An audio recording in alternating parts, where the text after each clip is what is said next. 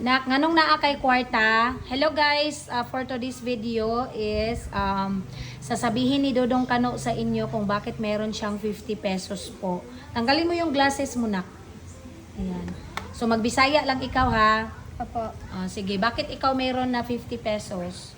Si Tito Mark ihatag sa ako, pero ako maglakaw sa doon, dito baligya ko mane. Unya, nahalin imong baligya nga mani. Opo.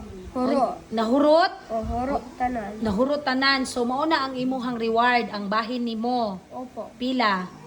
50. 50. So, sa madaling salita guys, nagbinta ho siya ng peanut. Tagpila ang isa ang peanut baligya nimo? 5. Tag 5 ang isa din, nasold tanan. Oh. So, nasold tanan iyang baligya nga peanut guys. So, naa siya'y bahin nga 50 pesos.